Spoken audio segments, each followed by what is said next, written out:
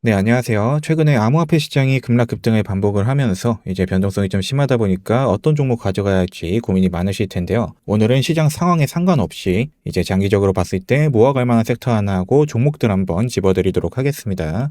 네, 바로 RWA라는 섹터인데요. 많이들 들어보셨을 거예요. 자산의 토큰화, 말은 좋은데 이게 정확하게 뭘 뜻하는 건지, 어떤 코인들이 이에 해당하는지 아시는 분들은 많이 없으실 텐데요. 이 RWA는 쉽게 말하면 현실 세계에 존재하는 자산을 블록체인 위로 올려놓는 건데요.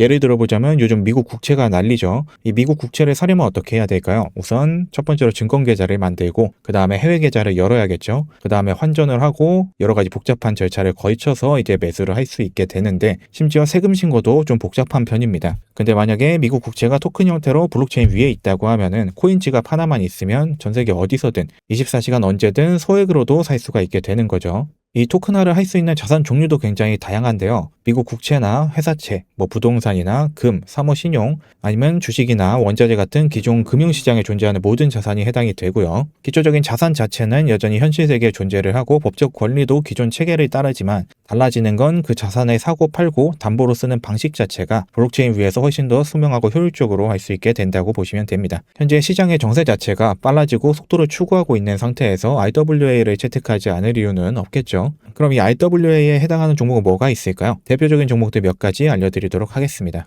알려드리면서 간단하게 중장기적인 주요 지지 구간까지 체크를 해보도록 하겠습니다.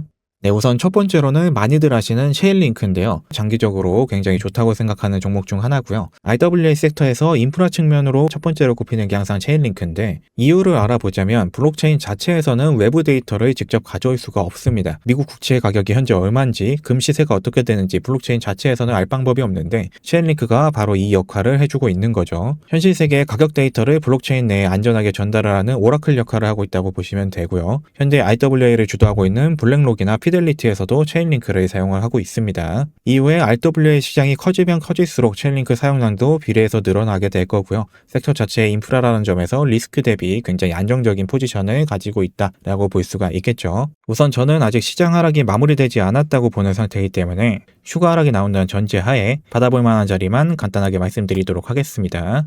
제가 우선 링크에서 보고 있는 자리는 이 아래쪽에 LVP가 겹치는 자리와 이 상승파동의 확장 자리가 겹치는 4.75에서 6 정도의 구간을 메인 지지 구간이라고 보고 있습니다. 네, 원화로 보면 현재 환율을 적용했을 때 7,200원에서 9,100원 정도가 되겠네요. 이 구간까지 만약에 추가 하락이 나와준다 하면은 매집에 들어가 봐도 충분히 좋은 결과를 볼 가능성이 높다라고 생각을 하는 중입니다. 두 번째로는 온도 파이낸스인데요. 이 온도 파이낸스 같은 경우에는 체인링크를 사용하고 있는 프로젝트 중 하나고요. 최근 단기 움직임이 썩 좋지는 않은 상태인데 아직도 RWA 플랫폼 코인 중에서는 가장 주목받는 프로젝트 중 하나입니다. 이 온도 파이낸스 같은 경우에는 미국 국채를 토큰화를 해서 전생에 누구나 접근할 수 있게 만든다는 게 주요 목적이고요. 현재 주요 상품으로는 단기 미국 국채를 기초로 하는 수익형 토큰이 있고요. 미국 국채 및 은행 예금을 담보로 하는 이자 지급형 스테이블 코인도 운영을 하고 있고요. 현재 주식 토큰화도 진행 중에 있어서요. 엔비디아나 화이자 같은 미국 주식을 온체인 내에서 24시간 거래할 수 있는 상품도 운영을 하고 있습니다. 실제 기관 수요가 붙어있는 프로젝트라는 점이 가장 강점이라고 볼 수가 있겠네요. 네, 온도 같은 경우에는 최근에 내부에서 이슈가 좀 많이 터지면서 저점까지 이탈을 하면서 상당히 좋지 않은 모습을 보여주고 있는데요. 그래도 이제 아래쪽에 확장 자리인 0.1에서 0.125 구간에서는 한번 받아볼 만해 보입니다. 원화로 따지면 150원에서 190원 정도가 될 것 같습니다. 다만 플랫폼 자체의 리스크가 남아있는 상태이기 때문에 내려온다고 해도 해결이 되는지 좀 더 지켜보고 진입을 하는 게 좋아 보이는 모습이네요. 세 번째로는 팬들을 가지고 와봤는데요. 팬들은 약간 독특한 포지션을 가지고 있는 코인이다 보니까 한번 가지고 와봤습니다. 다른 프로젝트들, 온도 파이낸스 같은 여러 프로젝트들을 보면은 이제 자산 자체를 토큰화를 하는데 집중을 하고 있다면 팬들은 이미 이 토큰화가 된 자산들의 수익률 자체를 거래를 할 수 있게 만든 플랫폼입니다. 기존 시장으로 비교를 하자면 이제 금리 스왑하고 비슷한 개념이긴 한데 이걸 온체인 내에서 구현을 했다고 보시면 되고요. 이 RWA 시장이 커지면 커질수록 이자율 같은 수익률 관리 수요도 함께 커질 거기 때문에 수혜를 받을 수 있는 프로젝트 중 하나라고 보시면 될 것 같습니다. 네, 팬들 같은 경우에도 등락폭이 굉장히 크게 나오고 있는 종목 중 하나인데요. 아직 과거 저점까지는 이탈을 하지 않은 상황이고요. 받아볼 만한 자리로는 확장 자리인 0.72에서 0.82 구간에서 한번 받아볼 수 있을 것 같습니다. 원화로 보자면 1,100원에서 1,250원 사이가 될 것 같네요.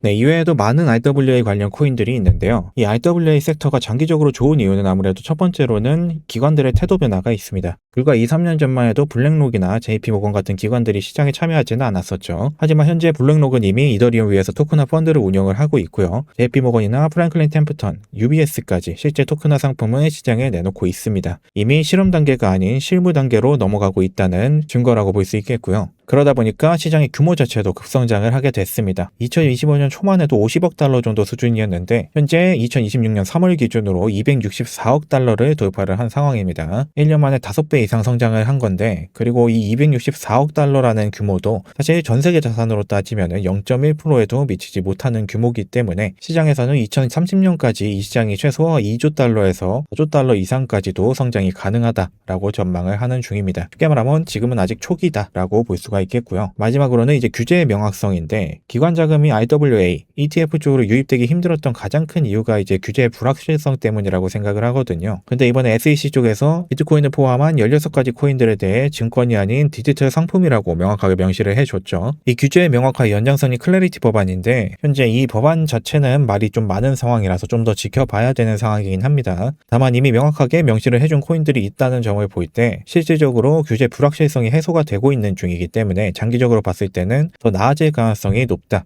라고 볼 수가 있겠습니다. 실제로 시장 뉴스들을 좀 보시면은 이번에 S&P에서도 미국 국채지수를 블록체인상에 토큰화를 했다고 발표를 했어요. 이게 중요한 이유는 지금까지 금융기관에서는 S&P 지수 데이터를 쓰려면 별도의 계약이나 복잡한 라이선스 절차가 필요했는데요. 이제는 블록체인상에서 토큰들을 통해 직접 접근이 가능해졌다는 점을 볼 수가 있겠고요. S&P 시장에서도 접근 권한 자체는 토큰 내 설정으로 직접 제어를 할 수가 있다 보니까 보안과 관리 효율이 동시에 올라간 상황이라고 볼 수가 있겠습니다. 이 사례로 볼 때 이제 금융 인프라나 월가의 데이터 인프라 자체가 블록체인 내로 들어오고 있다고 볼 수가 있는 거고, 그리고 최근에 미 하원 금융서비스위원회에서 역대 최대 규모의 청문회를 개최를 했는데요. 여기서 이제 공화당, 민주당 모두 증권의 토큰화 시대는 이미 오고 있다는 데 동의를 했고요. 이제 문제는 오느냐 마느냐가 아니고 규제 체계를 어떻게 만드느냐가 중요하다는 거겠죠. 그럼 이제 아까 말씀드린 클래리티 법안이 어떻게 마무리가 될지가 좀 중요한 사안으로 볼 수가 있겠고요.